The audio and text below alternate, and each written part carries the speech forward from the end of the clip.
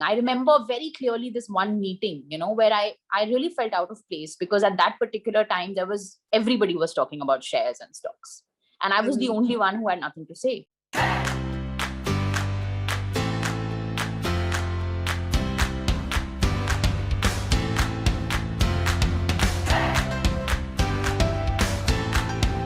Hi Tanisha, welcome to Tea with Tanvi, and I'm so glad that you finally found the time. But before, I introduce Tanisha to you, like who she is, what she does, I want everybody to know that she just moved from Delhi to Goa and she's living her dream life. Every time I speak to her and she's like, oh, I'm on the beach, and I just feel so jealous. So, Tanisha, tell everybody about yourself, like what do you do and what's your work profile like? Yeah, so I work with one of the leading media houses, and I look after digital. I'm in the digital ecosystem where I look after all the videos that we post online. So I have a department of about 50 odd people, and our job is to constantly track what's happening in the news world, in the digital media space. And I strategize, I produce, and I look at new innovations for the digital media space. That's interesting. And what about your kids, your family? Tell us something about them. So I have two small kids. My son is 5.5. My daughter is 3.5. So it's a very demanding age. I'm constantly running after them. But now that we are in Goa, life has become a little bit simpler. It's easier to sort of engage them. So we go out to the beach often and things like that. They both are very outdoorsy. My husband is also very outdoorsy. We like being around nature, and it's been interesting. It's something that I've always wanted to do. All the people that know me know that I've always been saying that one day I will move to Goa. And when we actually did it, I don't think people were quite surprised that we actually did it. I'm enjoying myself. That's nice. So, Tanisha, you joined the Wealth Aware Academy last year. Yeah, it was during the first lockdown, I think. Lockdown. So, what were your main key takeaways from that course? Everything. I'll tell you how it began. I'm in the leadership council in my company, which means that I'm in the top, say, 10% of the company. And whenever we would have these offsites or meetings and things like that, or there'll be a break in the middle, I would see, particularly the men folk talk a lot about, stocks and shares and where they've invested their money and all that. And I would feel really lost. I would find it really odd that we are at par when it comes to our professional space. But when it comes to conversations, why are women so limited to, only what you're wearing and, what you're,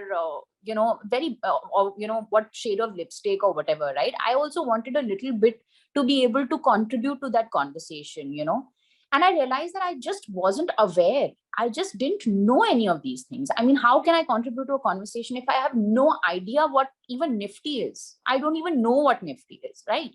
Mm-hmm. So that is what got me thinking. I remember very clearly this one meeting, where I really felt out of place because at that particular time, everybody was talking about shares and stocks. And I was the only one who had nothing to say. So that was the one trigger. And then after that, when the lockdown happened, I think the lockdown sort of changed our perspective in many ways.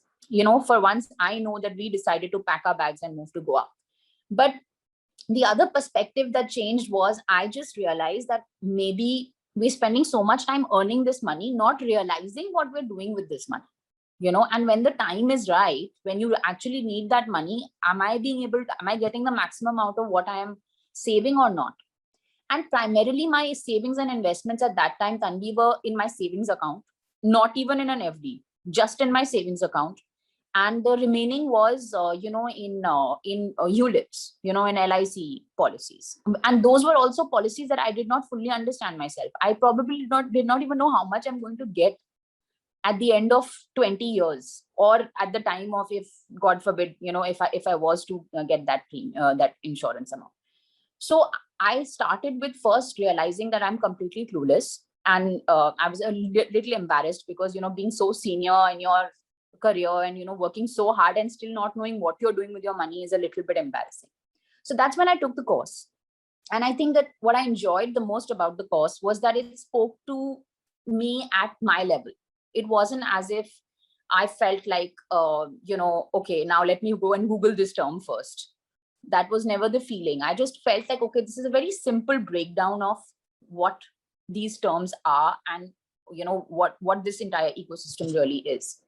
So yeah, that's what I enjoyed the most about the course. I think actually it's the financial jargon which intimidates a lot of women. So I think I've completely done away with financial jargon in that course. So great. I think that's what motivated you to take up. But after doing the course, like, what were your key takeaways? Like, what were the first? So initially, I remember you came back to me about the initial bit of the course where we talk about the money mindset.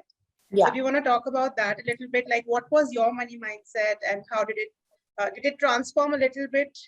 Did it shift a little bit? So I did really go back into my childhood and trying to understand what was my money mindset. What was my conditioning, firstly, when it comes to finances and money. So one thing that came out of it was saving. Like, my parents really believed that you needed to save, but save where? Save will not grow your money, right? So that aspect of it was never there in my head. I was only told that, if you have this much money coming in, then this much percentage should be in savings. So that was one. And the other thing was this, another very interesting thing is this, this thing of always saving for a rainy day sort of a thing. So that's almost like you're expecting it to be like that.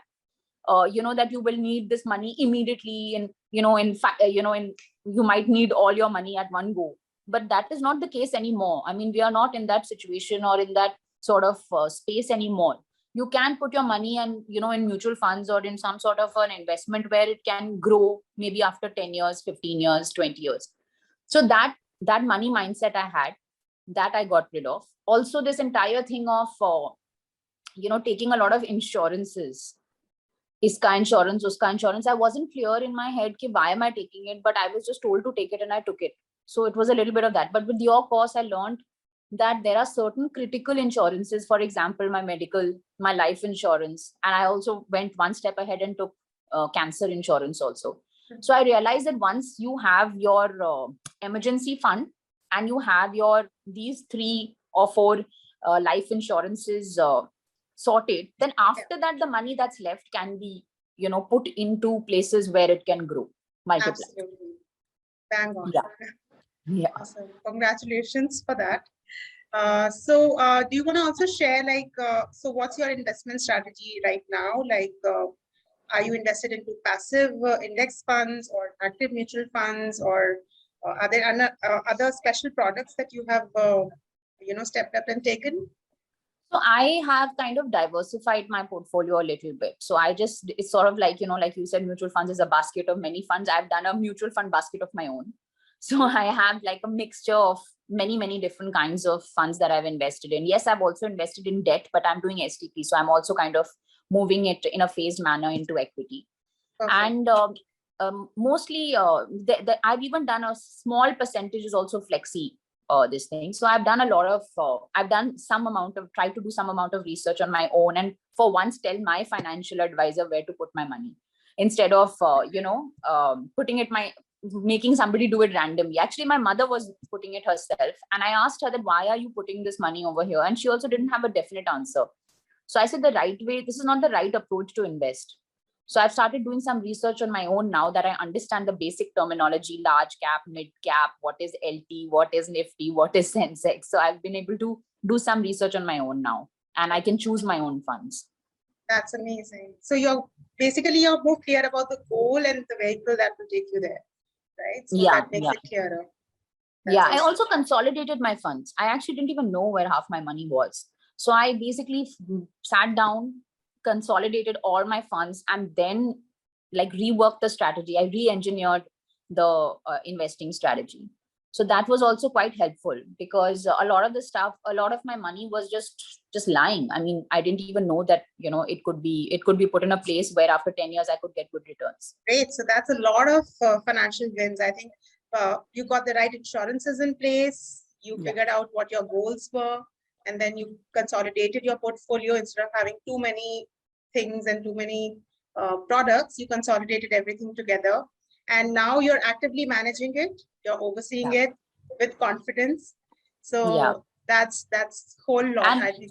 and one more thing, one more big win is that, I don't know why we shy away from saying that we love money. So I have been telling myself that I love my money and I'm going to make my money grow. And I think that mindset also makes a huge amount of difference. Yes, it does. So I think that has also helped me in many ways.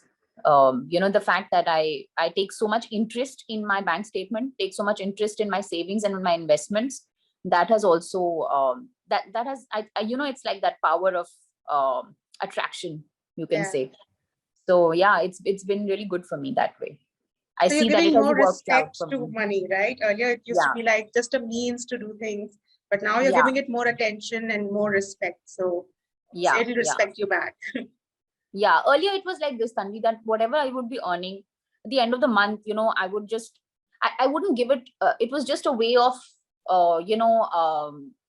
living my life, like, enabling me to do these things that I want to do and all of that.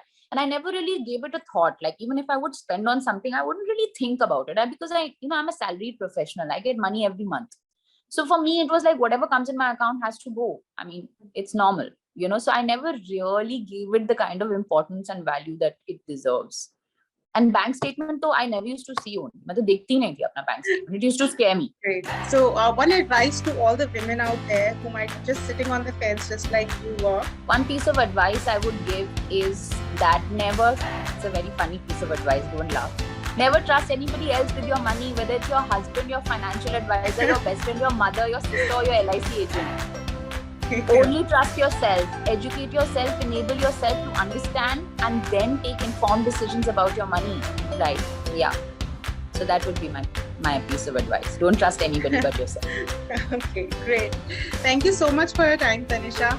I think that's a great piece of advice, and let's hope that more and more women can take charge of their money like you did, and stop sitting on the fence, girls. Just jump in, educate yourself. Yeah. There's too much information on the internet. Just start somewhere. Yeah. Okay. All the best to Wealth Aware, Tanvi. Thank you so much for helping me. Thank you. You're most welcome.